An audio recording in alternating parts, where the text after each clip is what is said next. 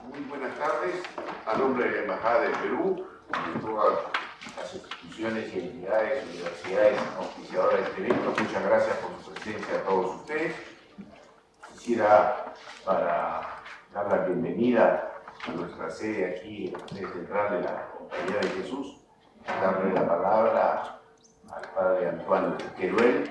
Buonasera a tutti, noi sono il padre Cheruel, segretario della Compagnia di Gesù e sono lieto di accogliervi tutti in questa aula, è un'aula della Congregazione Generale dei Gesuiti, un'aula importante dove quando dobbiamo scegliere un padre generale si fa in questa sala, quando dobbiamo infine stabilire gli orientamenti della Compagnia di Gesù si fa in questa sala e siamo lieti che possa essere anche disponibile per degli eventi come quello che vivremo questa sera su Juan Pablo Viscardo e dunque vi auguro una buona serata. Grazie tanto.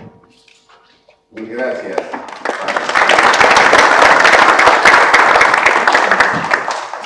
Como ustedes saben, la convocatoria del día de hoy es para tratar sobre la vida, la obra de Juan Pablo Viscardo y Guzmán, Heraldo de la Independencia de América Latina, autor de la célebre Carta a los Españoles Mexicanos.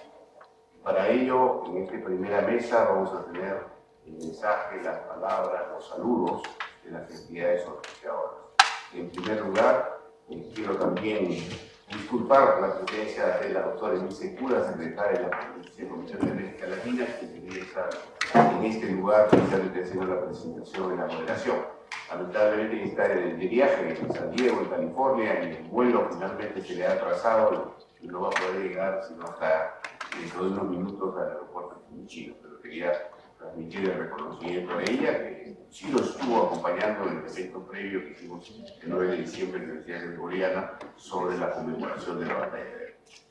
Y sin más, entonces, vamos a pasar a los saludos institucionales, sobre todo las palabras de bienvenida a su eminencia reverentísima el cardenal Robert Francis Prevost, prefecto del Dicasterio para los Obispos, presidente de la Pontificia Comisión para América Latina, y a quien agradecemos, por supuesto, su presencia. Adelante, eminencia, por favor. Gracias. Excelencia Luis Guarachil, embajador de Perú, a los señores embajadores aquí presentes, con un saludo especial al doctor Guzmán Capichivi, que representa el grupo de los embajadores de América Latina, los embajadores que vienen también de distintos países, en representación ante la Santa Sede, ante el Quirinale, a los representantes de la Compañía de Jesús, agradeciendo la acogida que recibimos esta tarde. Distinguidos hermanos y hermanas, tengo el grado, el honor de dirigirme a todos ustedes en este acto académico sobre la figura de Juan Pablo Vizcarra y Guzmán, de formación jesuita y precursor de la independencia latinoamericana. Un encuentro organizado por la Embajada de Perú ante la Santa Sede. En el marco de la conmemoración de los 227 años de su muerte, ocurrida un día como hoy, 10 de febrero de 1798, quisiera resaltar, a modo de introducción a ese evento, algunos aspectos de la vida de este precursor de la independencia latinoamericana, que pueden servir de ejemplo también en el momento actual. En primer lugar, Juan Pablo Viscardo y Guzmán destaca por su fortaleza y perseverancia ante las adversidades. Las fuentes históricas nos muestran cómo a raíz de su destierro por ser jesuita, a nivel personal tuvo que luchar para reivindicar para sí, para su hermano Anselmo, una justa retribución de la herencia familiar que le correspondía para poder vivir dignamente en Italia, pero que le fue negada constantemente. Además, tampoco desfalleció en sus intentos por conseguir el apoyo de la corona inglesa para la causa independentista en Latinoamérica. A pesar de las reiteradas respuestas negativas en su demanda personal o de las circunstancias que hacían entrever que no iba a recibir el apoyo de los británicos, Juan Pablo Vizcarra Guzmán no amainó en sus esfuerzos, fue constante, sabiendo sobreponerse a las dificultades. Muy relacionado con la fortaleza mostrada, quisiera destacar también lo que llamaría su compromiso con las futuras generaciones. A pesar de los denodados esfuerzos para la lejanía del destierro, por conseguir poner en marcha el proceso independentista de Hispanoamérica, él no logró ver iniciado ese camino. Su trabajo fue sentar las bases, motivar a los criollos de América a dar pie a la ansiada emancipación del yugo español.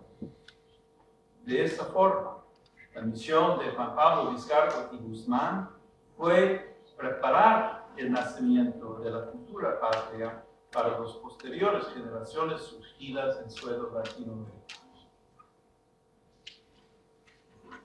Por último, no podemos no resaltar el amor a la patria que se evidencia en su principal obra, Carta a los Españoles Americanos, cuando escribe: el nuevo mundo es nuestra patria, su historia es la nuestra, y en ella es que debemos examinar nuestra situación presente para determinarnos por ella a tomar el partido necesario a la conservación de nuestros derechos propios y de nuestros sucesores.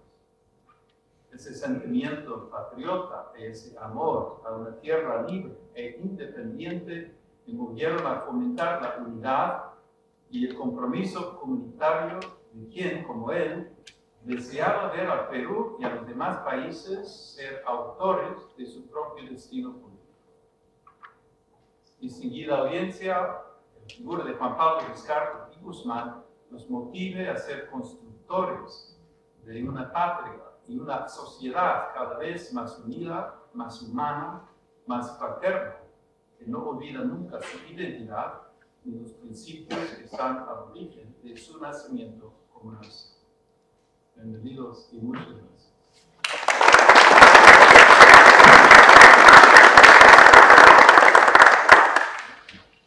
Y gracias, Eminencia, Cardenal Prevost, por estas palabras que una vez más nos confirman su compromiso con nuestra región de América Latina.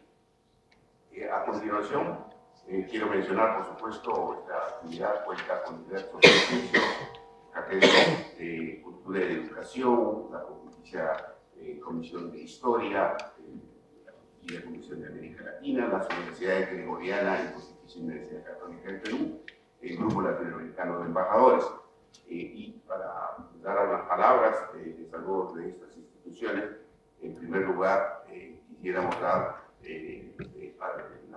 la oportunidad para que el Padre Arturo Sosa, Superior General de la Compañía de Jesús, nos exprese unas palabras a través de un video. Él no está presente en esta actividad, está en Roma en este momento, pero ha dejado un video para de presentación sobre sus reflexiones sobre Juan Pablo Vizcarra Guzmán. Adelante, por favor, con el video.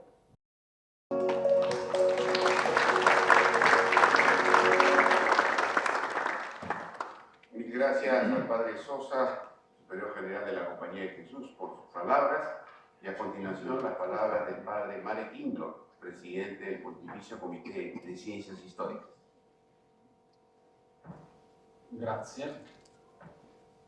Eminenza Reverendissima, Eccellenza signor Ambasciatore del Perù presso la Santa Sede, Eccellenza signor Ambasciatore dell'Uruguay presso la Santa Sede, Eccellenze, signori ambasciatori, caro padre segretario della compagnia, che rappresenta anche il padre in generale, carissimi relatori, signore e signori, amici tutti, è con vera gioia e sentimenti di particolare vicinanza che vi reco il saluto mio personale e del Pontificio Comitato di Scienze Storiche in apertura di questa conferenza su sull'interessante e poliedrica figura di Juan Pablo Riscardo y Guzmán, che Sua Eccellenza il signor ambasciatore Luis Chuquiwara, al quale rinnovo un particolare cordiale saluto, ha creduto bene di promuovere nell'ambito delle manifestazioni per il Giubileo del 2025 organizzate dalla sua stimata ambasciata.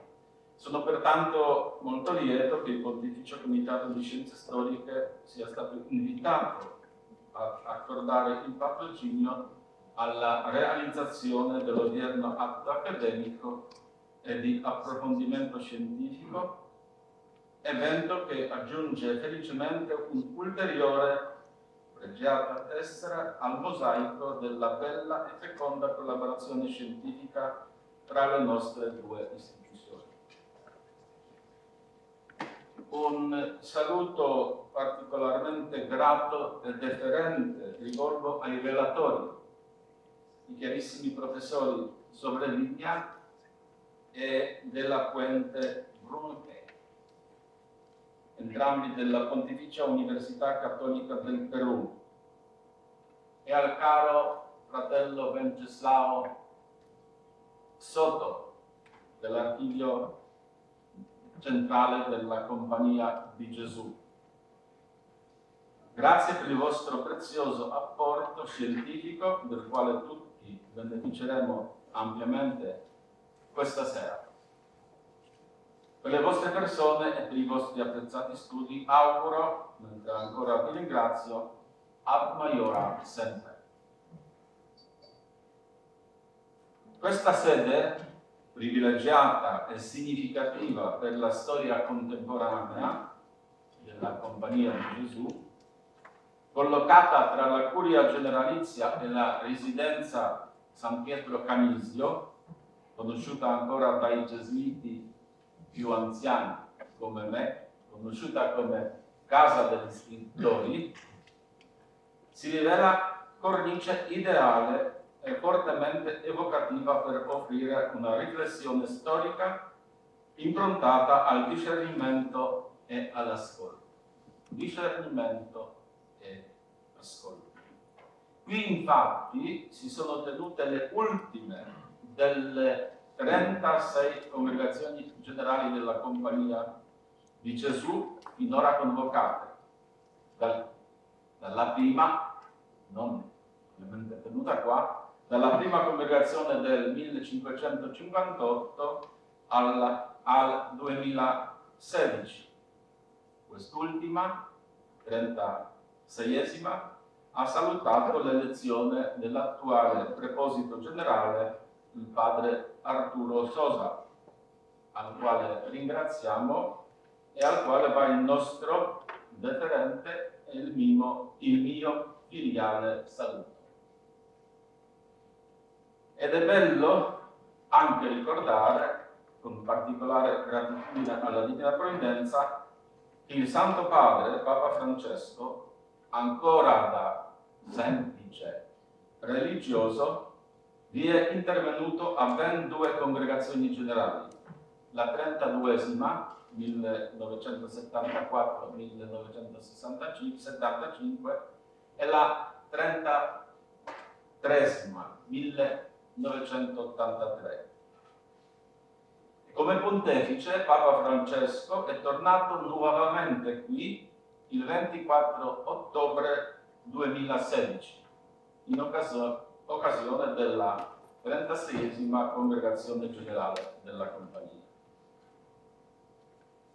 La conferenza di stasera viene accolta pertanto e si avvia sotto i migliori auspici e mi piace desumere dalla spiritualità della Compagnia il passaggio chiave della cosiddetta grande storia alla storia dei paesi, dei luoghi e finché delle singole personalità.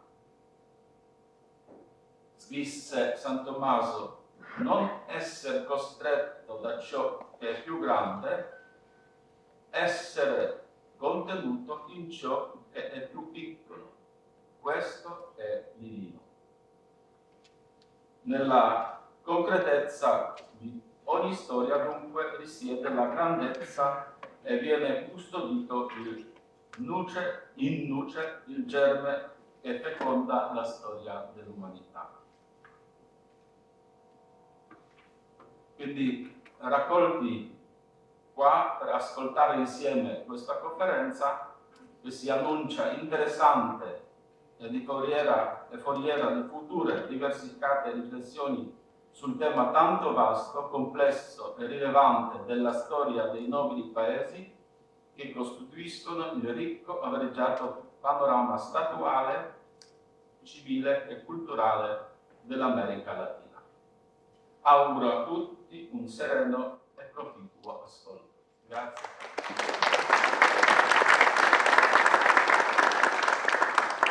Muchas gracias, Padre Indio. Y a continuación, la palabra de Su Excelencia Guzmán Carriclí, embajador del Uruguay ante la Santa Sede, coordinador del Grupo Latinoamericano de Embajadores. En representación de los embajadores de los países de América Latina acreditados ante la Santa Sede y reunidos en el Grupo Latinoamericano, me complace congratularme con el muy estimado colega y amigo, el embajador Luis Chutiwara, por la feliz iniciativa que se realiza hoy en esta prestigiosa sede y con la presencia de altas autoridades religiosas, diplomáticas y académicas. Encuentro presidido por la muy apreciada persona del señor cardenal Robert Francis Prevost, presidente de la Comisión Pontificia para América Latina. Hace poco más de 2 meses, el 9 de diciembre pasado, el embajador Chutiwara tuvo a bien convocar y realizar en el auditorio de la Pontificia Universidad Gregoriana la conmemoración de los 200 años de la batalla de Ayacucho, que culminó y concluyó el proceso de emancipación de Sudamérica gracias a la determinación, solidaridad y unidad de los patriotas españoles americanos. Con el evento de hoy se da como un oportuno proseguimiento sobre la memoria histórica de nuestra primera independencia, poniendo en relieve la figura y acción de uno de sus grandes precursores y heraldos, como lo fue don Juan Pablo Viscardi Guzmán, uno de los muchos jesuitas deportados de todas las jurisdicciones del Imperio Español, nefasta persecución que causó grave empobrecimiento de la vida eclesial y del desarrollo económico, social y cultural de nuestros pueblos, pero que a la vez provocó una diáspora que alentó la maduración de la toma de conciencia del ser españoles americanos y con ello los procesos de independencia. Viscardi Guzmán tuvo clara percepción de la decadencia del Imperio Español, y no solo del descontento de las élites de españoles americanos, sino también que siguió con gran atención la tremenda crítica del sistema colonial por parte de vastos sectores del campesinado indígena que acompañaron la rebelión de Tupac Amaru en los altiplanos del Perú. Bienvenida a esta memoria histórica, pues resulta fundamental desde ayer, en el hoy y en el mañana, custodiar y promover la dignidad soberana de la independencia de nuestras naciones latinoamericanas, su solidaridad y unidad ante todo tipo de amenazas, prepotencias y presiones, vengan de donde vengan. Muchas gracias.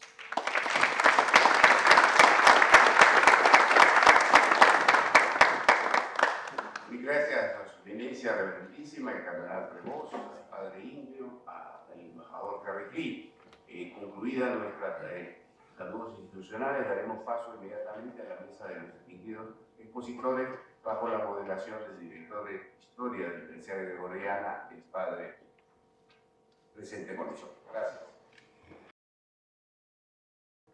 señor embajador, los embajadores, eminencia, ¿cómo se siente? No soy de lengua española, no me hablo Paul Oberholzer, soy suizo-alemán, jesuita e enseño aquí en la Gregoriana la historia.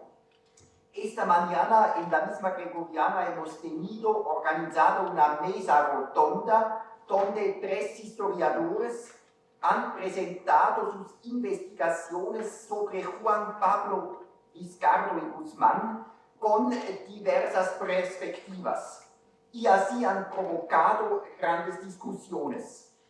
Al fin tenía que interrumpir para no continuar hasta esta tarde. Y es un gran honor presentar ahora estos 3 oradores que hacen ahora un resumen de sus ponencias tenidas esta mañana. Como primero relator le puedo presentar a Wenceslao Soto Atuñedo, hermano jesuita, es hoy el gran historiador jesuita de España, se puede decir. Sin embargo, es archivero aquí en la curia jesuita. Cuando trabajé yo aquí en estos archivos desde 2008 hasta 2012, ya Francisco de Borja Medina Rojas me contó muchas veces de este gran historiador. Sobre todo se dedicó a los jesuitas en España, a la expulsión de 1767 y también a la Compañía de Jesús en América Latina. Esta mañana nos presentó el jesuita Juan Pablo Viscardo y Guzmán. Por favor.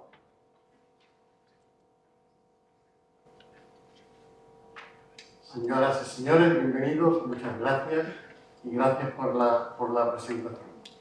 Agradezco al señor embajador de Perú ante la Santa Sede la oportunidad que me ha ofrecido para profundizar en esta figura de jesuita tan relevante para la historia del Perú.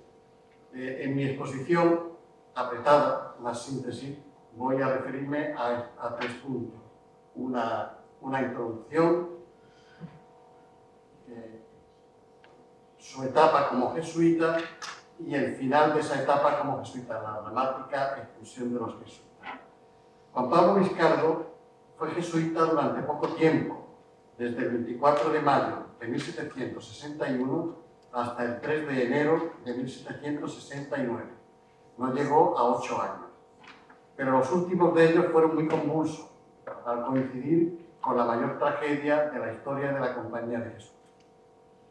Estos pocos años debieron dejar un pozo intelectual y espiritual en sus protagonistas y ciertamente, sobre todo, determinaron el resto de sus vidas. Efectivamente, en la segunda mitad del siglo XVIII se desató una oleada de acciones políticas contra la colectividad de la Orden de la Compañía de Jesús. Fueron expulsados de Portugal y de Brasil en 1759, fueron suprimidos en Francia en 1762, expulsados de España y sus dominios en 1767 y del Reino de Nápoles y Malta en 1768. Finalmente fueron suprimidos por el Papa Clemente XIV en 1773 bajo las presiones de las Cortes Borbónicas, especialmente la de Carlos III de España. No obstante, la compañía sobrevivió protegida por el protestante José I de Prusia, temporalmente, y la ortodoxa Catalina de Rusia, lo que posibilitó la restauración pontificia de la orden en 1814. Cuando esto ocurría, el peruano Juan Pablo Viscardo llevaba ya 6 años en la Compañía de Jesús.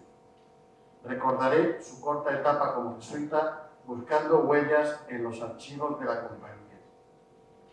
Parece que junto con su hermano José Anselmo fue enviado al internado jesuita de Arequipa, el más antiguo del Perú, fundado en 1582, o al Real Colegio de San Bernardo de Cusco para estudiar gramática, que era la enseñanza media de la época.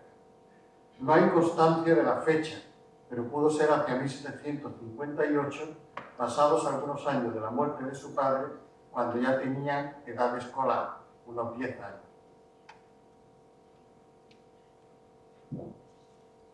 Los estudios de letras de ordinario se hacían en un cuatrienio, dedicándose un año o dos a la gramática latina, otro año a las humanidades y otro a la retórica. Este último probablemente lo hizo ya como jesuita. Ingresó el 24 de mayo de 1761 en el noviciado jesuita de San José, fundado en 1710 en el Colegio de la Transfiguración de Cuzco, para realizar la primera aprobación, los primeros días del primer contacto del candidato con la compañía para ver si es viable ese proyecto. Pero no inició el noviciado hasta el 26 de junio, una vez que cumplió los 13 años, porque aunque la edad canónica para entrar en una orden religiosa eran los 15 años, la compañía tenía privilegio concedido al padre general, que lo podía delegar al padre provincial, tenía privilegio para dispensar de esta condición y poder admitir antes. Y él fue admitido justo cuando cumplió los 13 años. A los 2 años de novicio emitió los primeros votos, el 27 de junio, y dio comienzo a sus estudios de humanidades en el Colegio de la Transfiguración, de la misma ciudad, donde también fue ordenado de menores, el primer paso para la ordenación sacerdotal. En concreto fue ordenado de acólito, exorcista, lector y hostiario. En el puerto de Santa María, cuando llegó desterrado, él dijo y lo firmó que en el momento de la detención estudiaba la teología. Por lo tanto, su currículum debió ser este que vemos en la pantalla. 2 años de noviciado, 1 año de humanidades, aunque lo normal eran 2, pero no caben 2 años, solo puedo hacer 1 año, 3 de filosofía o artes y el primer curso de teología. Porque el curso de teología empezaba en Perú, empezó aquel año el 27 de abril de 1767, que normalmente empezaba el lunes después del domingo Quasimodo, que era el primer domingo después de Pascua. Y ese año era en esa fecha. La formación en la compañía estaba regulada por la Ratio Studiorum, un documento promulgado en 1599, que seguía la filosofía de Aristóteles y de Santo Tomás con las peculiaridades de la escuela jesuita, representada fundamentalmente por el padre Suárez y el padre Mariana. Los estudios de artes o de filosofía que él completó eran 3 años. En ellos, el primer año se estudiaba lógica, en el segundo año física y metafísica, y el tercer año ética y teodicea. En Perú se había cambiado un poco el plan general de la compañía, se había suprimido el estudio del griego y el hebreo, porque se había añadido el estudio del quechua y del aymara, que era una condición indispensable para que todos los jesuitas pudieran trabajar con la población local. Llegamos al momento fatídico de la expulsión. En general, fueron expulsados entre América y España y Filipinas unos 5.000 jesuitas. En el colegio de Cuzco había 68, de los cuales fueron embarcados 56. 2 novicios quedaron libres, porque no estaban obligados al destierro, y también quedaron libres 10 donados, que eran una especie de laicos al servicio de la compañía, sin votos religiosos, pero viviendo el ritmo de la comunidad jesuita. A las 7 de la noche del 7 de septiembre de 1767, se presentaron en las puertas del Colegio de la Transfiguración don Manuel Torrejón y don Santiago Urdapilleta, junto con algunos testigos, para ejecutar la detención por orden del corregidor de Cusco, don Jerónimo Manuel. Llamaron al vicerrector, el padre Antonio Pernal, le ordenaron que reuniese a la comunidad en el refectorio y allí se les intimó la dramática sanción a todos. Los 2 hermanos, Vizcardo, estaban entonces en este colegio de Cusco, y allí fueron detenidos según este listado del que disponemos en ARSI, aunque no es contemporáneo, fue elaborado en 1903. El 16 de septiembre salieron de Cusco 41 jesuitas camino de Moquegua, a unos 681 kilómetros, para ser embarcados en Hilo, después de recorrer otros 87 kilómetros, con rumbo a Lima, donde fueron concentrados los jesuitas de Perú durante varios meses. El 26 de marzo del 68, del año siguiente, llevaba ancla el navío Santa Bárbara en el puerto del Callao al mando de José Burlando, conduciendo a 120 jesuitas rumbo al sur para bordear el Cabo de Hornos con escala previa en Valparaíso, en Chile. Y el 20 de agosto arribaba al puerto de Santa María en unos 5 meses de viaje. Se tomó la filiación a todos los jesuitas y los destinaban a distintos conventos temporalmente. Los hermanos Vizcardo se les tomó la filiación el 26 de septiembre y fueron destinados al convento de San Antonio, de los franciscanos descalzos alcantarinos, cuya imagen vemos aquí, aunque ya no existe este convento, es una pintura contemporánea. Aquí tenemos la filiación de Juan Pablo Vizcardo, firmada el 26 de septiembre de 1769, que se conserva en el Archivo Histórico Nacional de Madrid. Muchos de los jesuitas se dejaron tentar por la posibilidad de volver a Perú si dimitían de la compañía, animados por los funcionarios reales en el contexto de un presente difícil y un futuro más incierto. El número de los descontentos fue creciendo y entre ellos se encontraban muchos de la provincia de Perú. En concreto, del colegio de Cusco dimitieron 12 sacerdotes, incluido el rector, 11 de los 14 escolares, que había escolares son los estudiantes jesuitas, y 4 de los 14 hermanos, no sacerdotes. Tenían que solicitar su secularización por escrito, no al superior general, que era la costumbre habitual, sino al Papa, enviando un duplicado de la solicitud a Madrid. Los Vizcardo debieron firmar su solicitud en noviembre o diciembre de 1768. En un documento contemporáneo figuran los dos hermanos entre los dimitidos el 3 de enero de 1769, pero esta en realidad es la fecha en la que se le concedió la dimisión. Realmente la dimisión era eficaz cuando la recibía el sujeto, incluso cuando la firmaba. Como primera medida, a los que dimitían se les aislaba del resto de los jesuitas, les concedían 40 pesos extras y el 16 de marzo embarcaron en la fragata sueca Cristina Margarita rumbo a La Spezia, a Liguria, Italia, donde llegaron el 6 de abril.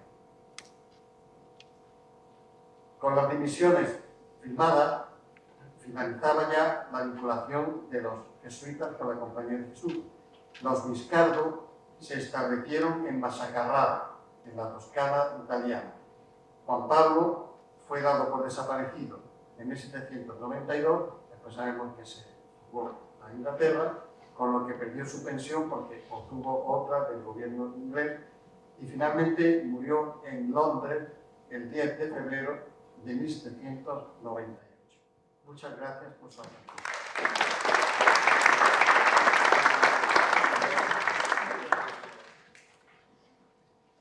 Muchas gracias. Este es asunto. La segunda ponencia de esta mañana era dedicada a una obra de Juan Pablo Vizcardo y Guzmán. Natalia Sobrevilla Perea reflexionó sobre el origen de la carta a los españoles americanos.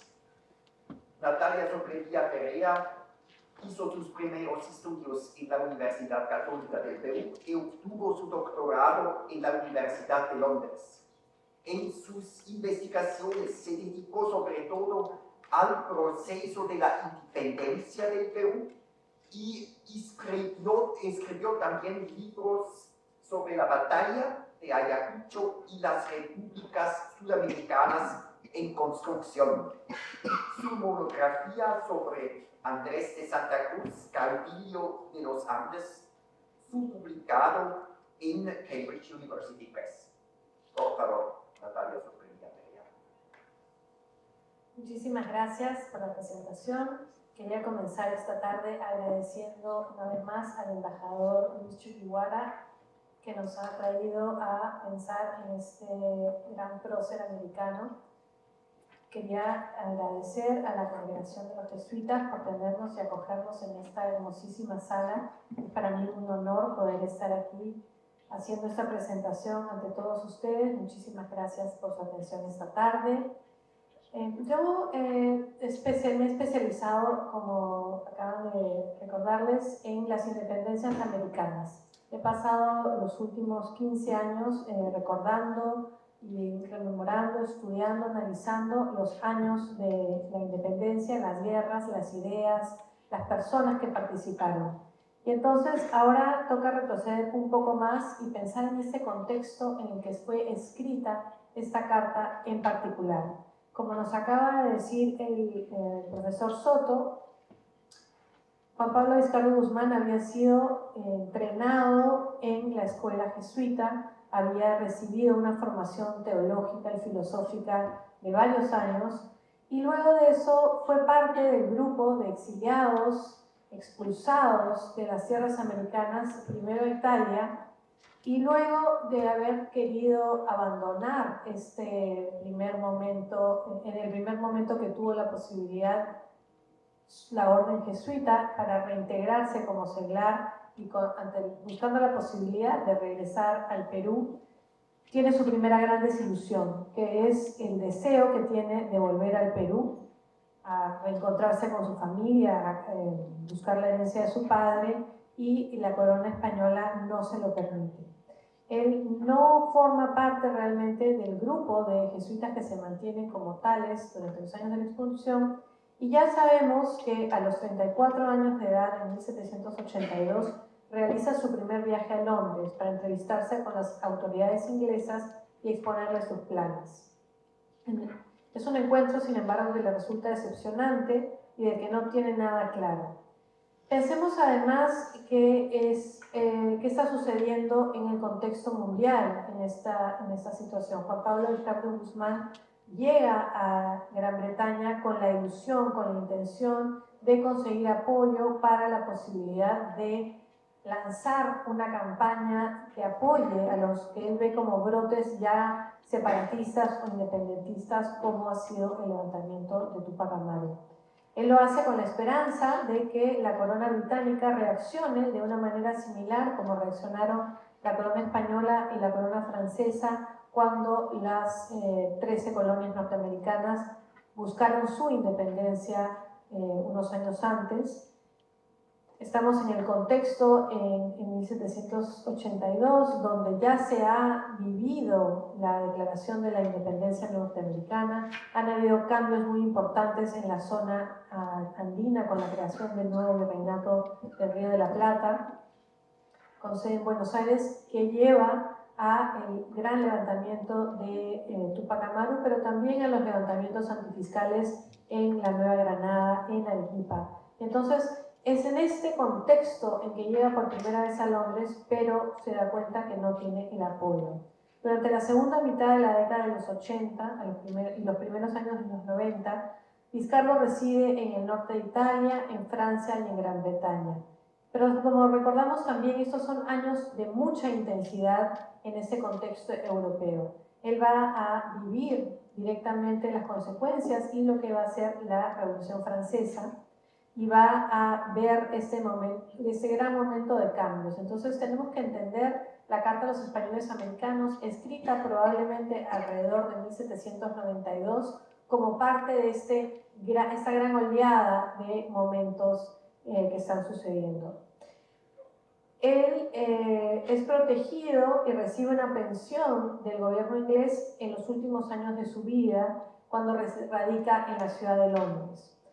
Tampoco fue un momento muy feliz porque hasta su muerte en 1798 vivió desengañado y resentido con el gobierno de William Pitt, que hizo caso omiso a sus propuestas en favor de ayuda o cooperación con esos primeros brotes independentistas.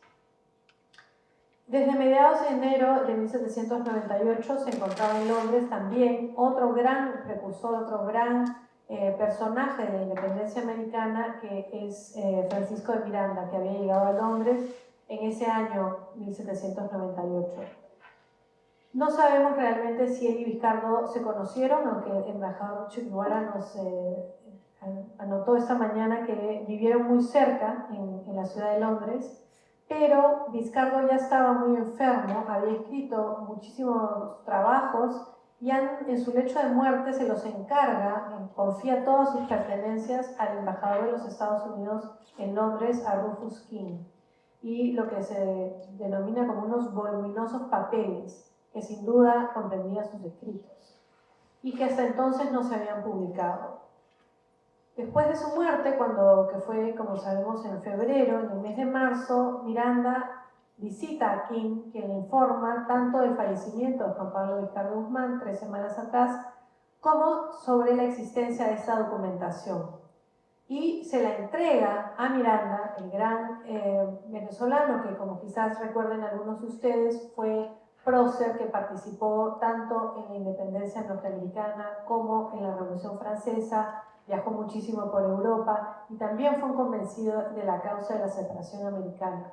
Cuando Miranda recibe estos papeles que King le pide, le ruega que los traduzca, aunque sea el francés o el inglés, porque él no entiende el español, Miranda se da con, entre muchos otros documentos de los cuales el doctor de la Puente hablará un poco más, con la Carta a los Españoles Americanos, que comienza hablando de haberse escrito en la inmediación al cuarto siglo del establecimiento de nuestros antepasados en el Nuevo Mundo. Es decir, sabemos que ese debe haber sido más o menos la fecha en que se escribe.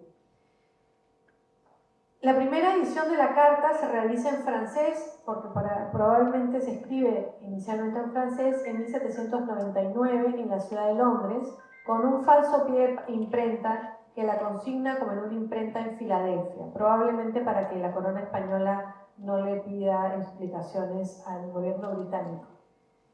Aparece en español por primera vez en 1801, traducida por el propio Miranda.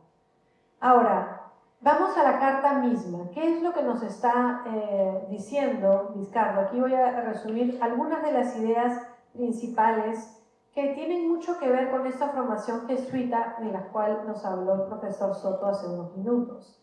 Vizcardo está recordando el origen de la soberanía y cómo se entiende la soberanía en la historia jurídica en la cual él se ha formado. Y voy a citarlo aquí. Y a fin de que el rey no olvide jamás el manantial de dónde viene la soberanía. En justicia, en la ceremonia solemne de la conmemoración, el rey dirigía las palabras siguientes. Nos valemos contra vos, os hacemos nuestro rey y señor, con tal de que guardéis nuestros fueros y libertades, y si no, no. Tal como lo refiere el célebre Antonio Pérez, secretario del rey, don Felipe II. Era pues un artículo fundamental de la Constitución de Aragón, que si el rey violaba los derechos y privilegios del pueblo, el pueblo podía legítimamente extrañarlo y en su lugar nombrar a otro, aunque fuese la religión pagana, según el mismo Jerónimo Blanco. Es decir, había una idea de la soberanía como algo que se debía ejercer con justicia. Y esto es algo que más bien va a trazar desde esta manera de pensar, de estas ideas que vienen de filósofos muy anteriores. Y luego también Vizcardo escribe, más luego que el rey pasó los límites que la Constitución de Castilla y de Aragón le habían prescrito, la decadencia de España fue tan rápida como había sido extraordinario el poder adquirido, o mejor decir, usurpado por los soberanos. Y esto prueba bastante que el poder absoluto, al cual se junta siempre el arbitrario, es la ruina de los estados. Ese es el tipo de idea que él está hablando. Está hablando sobre la conservación de los derechos naturales, sobre todo de la libertad y seguridad de las personas y haciendas. Y entonces habla de estas como las piedras fundamentales de toda sociedad humana. Y entonces considera que es la obligación indispensable de toda sociedad o del gobierno que la representa no solamente respetar, sino aún proteger eficazmente los derechos de cada individuo. Él habla de que se trata de un pueblo diferente. Renunciemos al ridículo sistema de unión y de igualdad con nuestros amos y tiranos. Renunciemos a un gobierno cuya lejanía tan enorme no puede procurarnos, aún en parte, las ventajas que todo hombre debe esperar de la sociedad de que es miembro. O este gobierno que, lejos de cumplir con su indispensable obligación de proteger la libertad y seguridad de nuestras personas y propiedades, ha puesto el más grande empeño en destruirlas, y que en lugar de esforzarse a hacernos dichosos, acumula sobre nosotros toda especie de calamidades. El nuevo mundo es nuestra patria, su historia es nuestra, y en ella es que debemos examinar nuestra situación presente para determinarnos por ella a tomar el partido necesario a la conservación de nuestros derechos propios y de nuestros sucesores. Es decir, estas son palabras muy fuertes que aparecen en esta carta, muy nacidas de las ideas de pensadores españoles como el dominico Francisco de Vitoria, de Francisco Suárez, de Juan de Mariana y otros que siguen las enseñanzas de Santo Tomás de Aquino.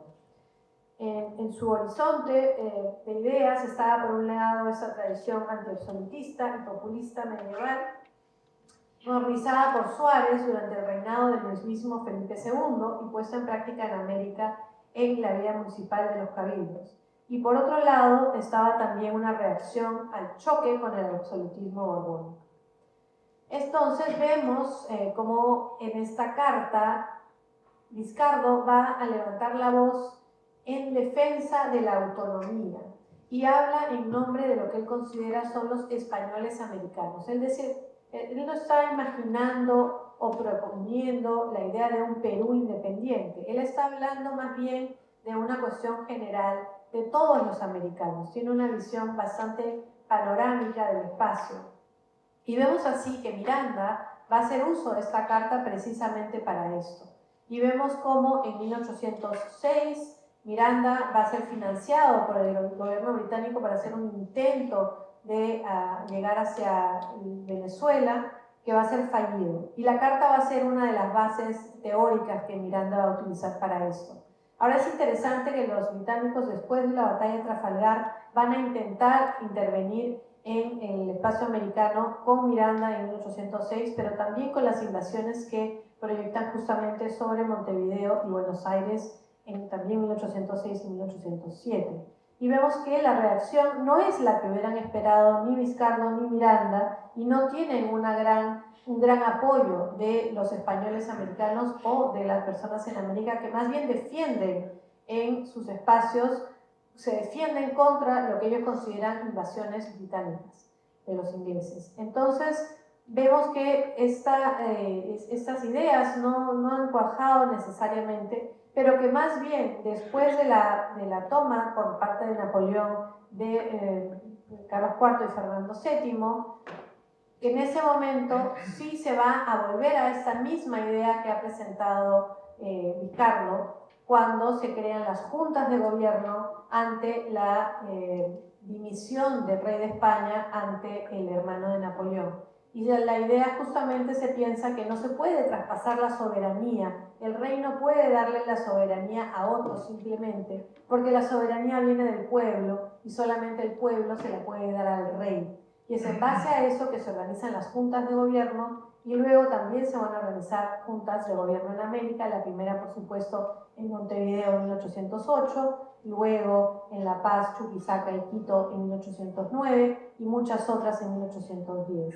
Vemos también que esta carta va a tener una vida después de la muerte de Vizcardo, como nos hablará el profesor de la Puente, pero que en México, por ejemplo, ya para 1810 es prohibida por la Inquisición. Y a pesar de eso, un grupo llamado los Guadalupes en 1812 se la va a hacer llegar a don José María Morelos. Entonces vemos cómo la carta, a pesar de que no fue publicada en vida de Vizcardo Guzmán, sí tuvo una presencia y sí tuvo una importancia durante las guerras mismas de independencia. Muchas gracias.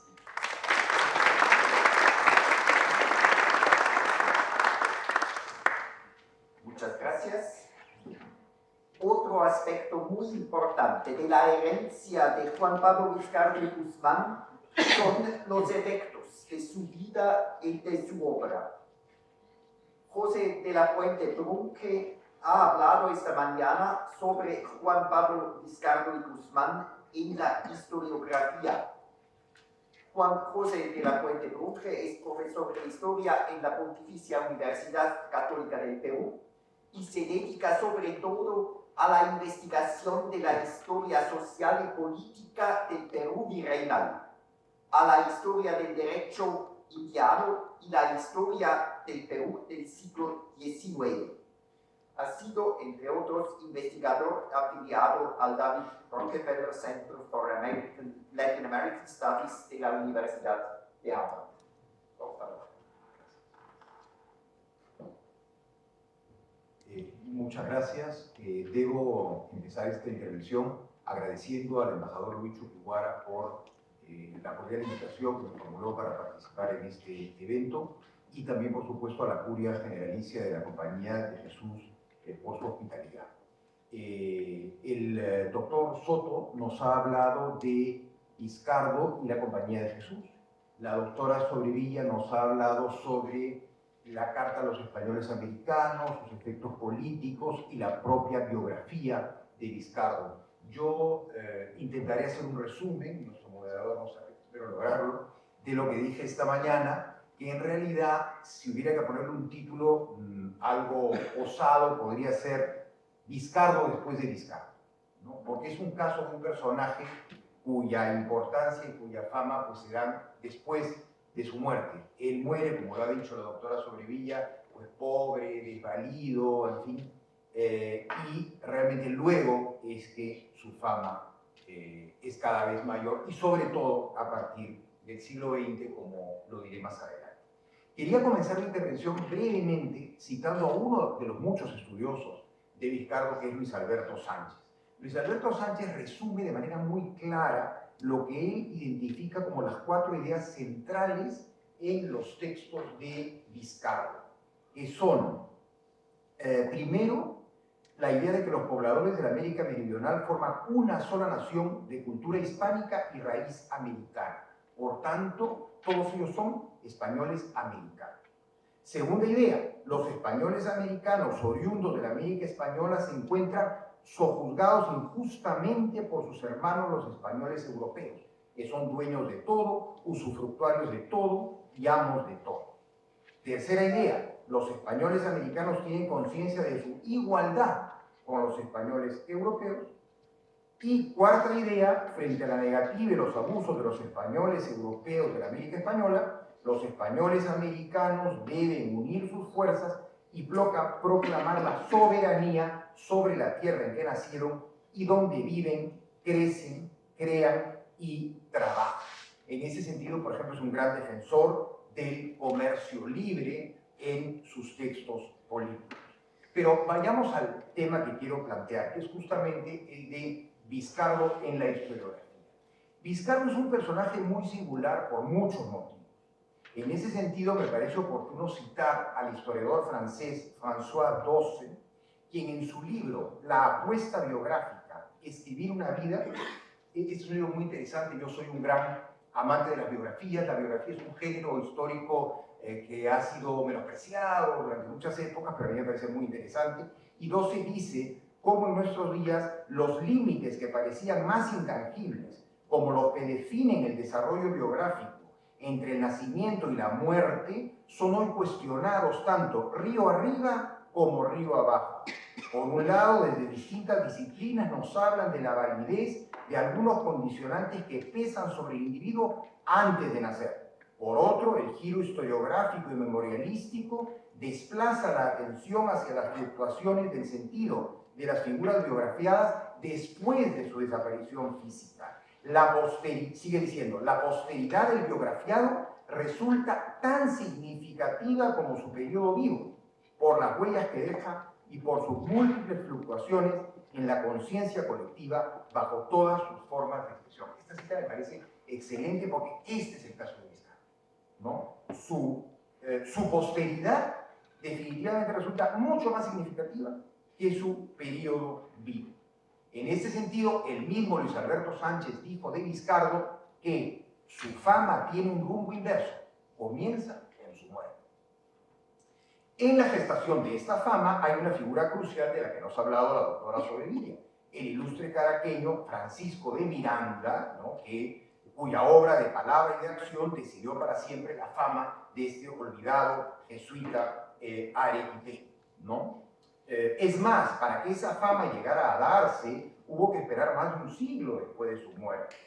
En el caso de la historiografía peruana, fue en el siglo XX cuando la figura de Vizcardo empezó a ser valorada. ¿Y esto por qué? Porque en el siglo XIX los escritores, los historiadores estaban preocupados por escribir las historias nacionales de cada país a partir de esa visión nacionalista. Y Vizcardo dice, el nuevo mundo es nuestra patria y su historia es la nuestra. O sea, es la patria grande, que hoy nosotros queremos cultivar. En el siglo XX también se quiso cultivar, pero no en el caso del siglo XIX, ¿no?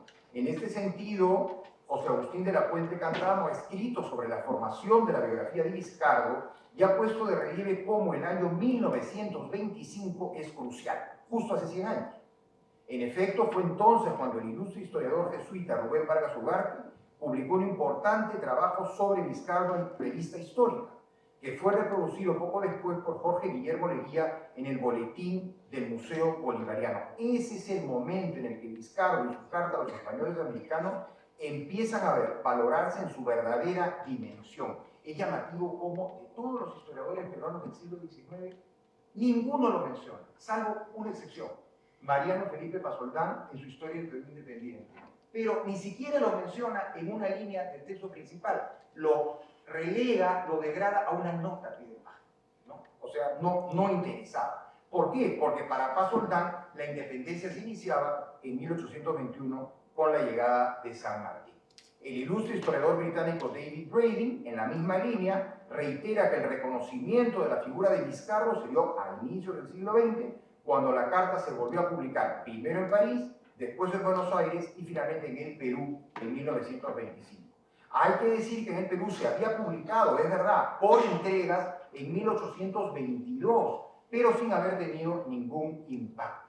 El mismo Brading señala que en el tiempo de la independencia la carta fue conocida también en México, en la Nueva España, al punto de que en 1810 la Inquisición de México la prohibiera y ordenara que todas las copias fueran confiscadas, y calificó la carta como falsa, temeraria, sediciosa, señalando que era tan acre y mordaz, tan revolucionaria y sofística. Los inquisidores mexicanos consideraban especialmente grave el que Vizcardo hubiera dicho que España había gobernado el Nuevo Mundo, cito, con ingratitud, con injusticia, con servidumbre y desolación. A estas cuatro palabras se reduce la historia toda de la España por América. Claro, esto no lo podían, evidentemente, tolerar los inquisidores, porque en este resumen, con estos adjetivos, con estos términos, pues se trataba pues, de una absoluta desacreditación global, ¿no? De toda la presencia española en América.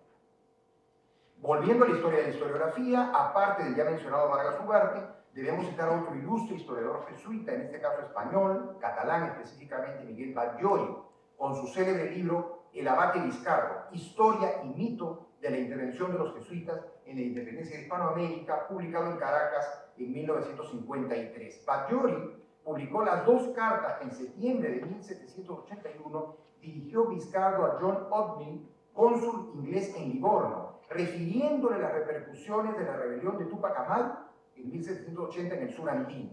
Decía que la sociedad mestizo-criolla del Perú había madurado, que tenía muchos lazos de unión con la sociedad indígena, y proponía al gobierno inglés un proyecto para adelantar la separación de España del rico e inmenso virreinato del Perú y en general de todas las posesiones españolas en América. Tenía otros planteamientos en estas cartas un poco más originales, como que, por ejemplo, un príncipe de la familia real inglesa fuera a América y con eso los americanos iban a impresionar tanto que iban a pues, aceptar su autoridad, ¿no? Decía además que los americanos no conocían y no iban a aceptar otra forma de gobierno que la monárquica.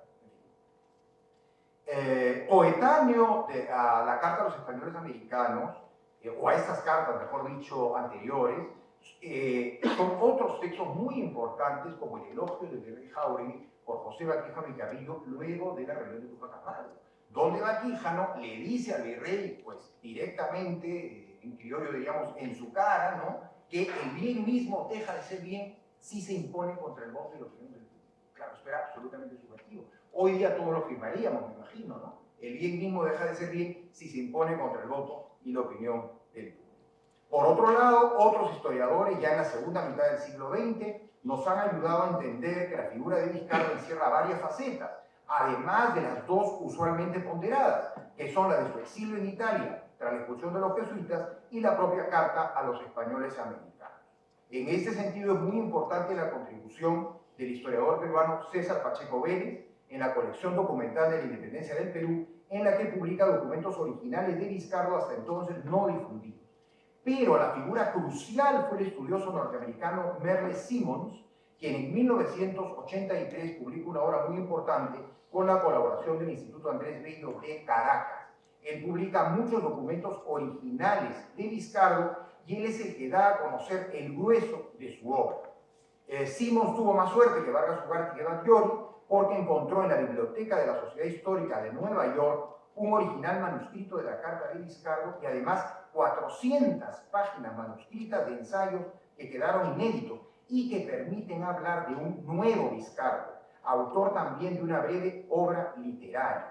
Este nuevo Vizcarra ya no era un precursor más de la independencia, sino uno de los principales representantes de la ilustración hispánica. O sea, los descubrimientos de Merle Simmons fueron cruciales, pero estamos hablando de la segunda mitad del siglo XX.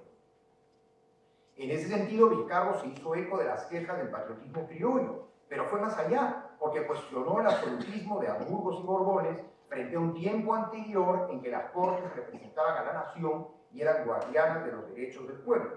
Para él, el virrey Francisco de Toledo fue el primer representante del poder arbitrario de la corona en el Perú, ejecutando a Túpac Amaru I y maltratando a los mestizos, como lo había denunciado el Inca Garcilaso de la Vega siglos antes. Y la tiranía real se confirmaba siglos después con la expulsión de los jesuitas, ¿no? Otros estudiosos, como el también jesuita Manuel Marsal, han resaltado las similitudes entre Vizcarra y el Inca Garcilaso. Y es muy bonito decirlo esto en Roma, porque el Inca Garcilaso tiene en Villa Borghese un monumento hecho por el escultor peruano Joaquín Rocarrey, y en la placa del monumento pone la definición del Inca Garcilaso sobre el Cusco, y define el Cusco como otra Roma en aquel imperio, ¿no? Es muy bonito unir a Vizcarra y a Garcilaso en Roma, ¿no? ¿Y cuáles son las similitudes? Tanto Vizcarra como Garcilaso recibieron las órdenes menores, o sea, llegaron al estado clerical, ambos amaron mucho al Perú, ambos escribieron sobre el Perú y ambos dejaron el Cusco en torno a los 20 años de edad y nunca volvieron, ¿no? Sobre esto dice David Braille: si Garcilaso atacaba al virrey Toledo por el asesinato judicial del joven Túpac Amaru y por la persecución de mestizos, también Vizcarra condenó la cruel ejecución que Areche ordenó sobre Túpac Amaru II y por el exilio de los jesuitas. En ambos casos, los patriotas peruanos compartían un enemigo común, la monarquía absolutista creada por Felipe II y renovada por Carlos III, cuyos servidores en el Nuevo Mundo deseaban extraer el máximo provecho del imperio español de ultramar. Sí.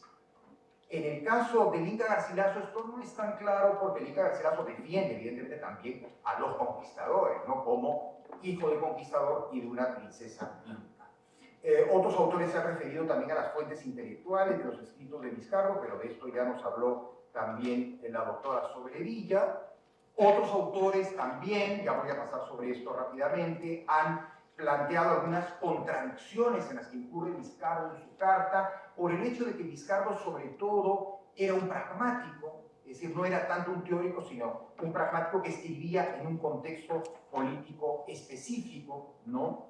Pero de todas maneras, por su amplísima cultura, diversos autores han equiparado a Vizcarra con los peruanos más cultos de su tiempo, con el propio José Baquijano de Carrillo, con Pablo de Olavide, que llegó a ser pues asistente de Sevilla, repoblador de Sierra Morena, etcétera, del cual este año se cumplen 300 de su nacimiento, o Hipólito Unanue, ¿no? Se ha dicho también que por influencia del pensamiento ilustrado, Vizcarra adoptó una versión filosófica o Ilustrada del cristianismo. Aquí hay grandes discusiones. César Pacheco Vélez dice que nunca dejó la ortodoxia, que no fue un heterodoxo. Otros autores insinúan que sí lo fue. Y por otro lado está la dimensión, digamos, de la visión que tenía Vizcarro, al ser un pragmático, de la política internacional. Y sobre esto tenemos el aporte del embajador Luis Chuquiguara, quien ha escrito específicamente sobre esto, ¿no? Sobre la visión internacional que tenía Vizcarro, y dice lo siguiente: el análisis de Vizcarro de la realidad geográfica, política, económica y social peruana, hispanoamericana y europea lo lleva no solo al diagnóstico de los vínculos intercontinentales vigentes, sino a proponer el esbozo de un nuevo sistema de relaciones internacionales sobre la piedra angular de la emancipación del nuevo continente. Hay que pensar que Vizcarro es el primero en plantear la emancipación, es el primero en plantear la independencia. Nadie en 1792 o 1796 o 1798 pensaba en eso. Esa historia empieza más bien a partir de 1808 con la invasión napoleónica a España, ¿no?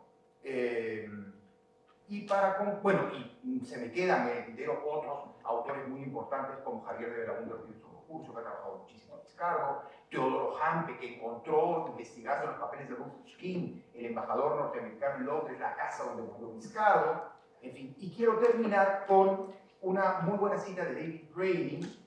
Hay muchos otros autores que han trabajado sobre Vizcarro, pero bueno, no hay tiempo, ¿no?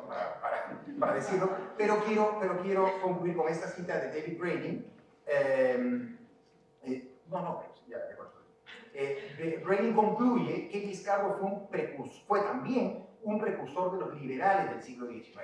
¿Qué dice Grayling? En su repudio a toda la época colonial, hay que tener en cuenta el resentimiento por la expulsión de los jesuitas, ¿no? En su repudio a toda la época colonial, Vizcarro fue el precursor de aquellos liberales decimonónicos que menospreciaban los 3 siglos de dominio hispano por considerar que era una época en la cual la sociedad vegetó, privada de todo juego de ideas e intereses. Curiosamente, el único remedio para todos estos males era la independencia y el libre comercio. Así, en los escritos de Vizcarro podemos rastrear la crisis del patriotismo criollo y el nacimiento del liberalismo hispanoamericano, esto es, el abandono de la tradición y la búsqueda de la utopía. No sé si hoy día seguimos buscando la utopía, pero en todo caso, esa ya es otra historia. Muchas gracias.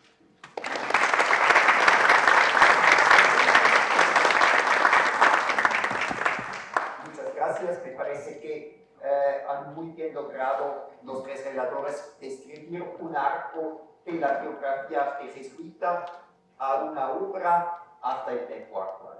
Muchas gracias y ahora la palabra pasa a su excelencia Luis Chuquiguara. Mil gracias ante todo a nombre de la Embajada de Perú ante la Santa Sede, a nuestros distinguidos expositores, a su cardenal Prevost, bellísima, a todas las instituciones que nos han acompañado y a todos, por supuesto, los colegas embajadores, diplomáticos, autoridades de la Curia Romana que nos han acompañado esta tarde.